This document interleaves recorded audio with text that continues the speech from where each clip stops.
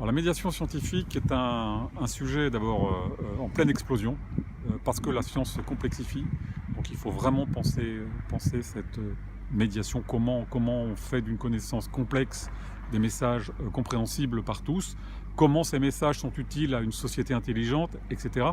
Donc on cherche des tas d'outils, on fait plein de choses, évidemment l'internet nous aide, etc. Et on s'aperçoit, et c'est pas nous qui avons inventé ça évidemment, on pense à la main à la pâte justement, on sait très bien que la connaissance passe dans le faire. Et donc le faire dans notre domaine, c'est de participer finalement à la connaissance scientifique, à sa production. Et la science participative est un très bon outil. Alors il y a différentes formulations, différentes formes à mettre en place pour assurer cette médiation d'un nouveau genre.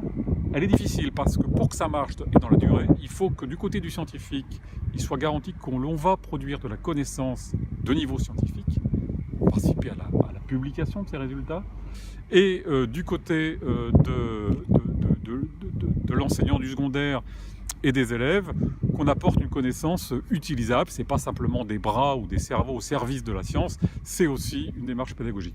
Il y a des cas où ça marche très bien, j'ai cité ce matin, et je reciterai Ecoflux, où les futurs agriculteurs en lycée travaillent avec nous sur la qualité de l'eau dans les ruisseaux. Donc là, ils produisent de la donnée scientifique de bon niveau, et en même temps, donc, ils se préparent à leur futur métier d'agriculteur. Mais eux, ils ne sont pas seulement élèves, ils sont aussi déjà actifs. Non, je parle de jeunes dans des lycées agricoles, donc des jeunes de 15, 16, 17 ans, qui sont destinés à faire des BTS, etc. Au lycée, ils travaillent avec nous sur les nitrates dans les cours d'eau. Les nitrates qui, bien évidemment... Voilà, donc toute une problématique, évidemment, des algues vertes, etc. Merci beaucoup, Ismaël Paulet. Bon, j'espère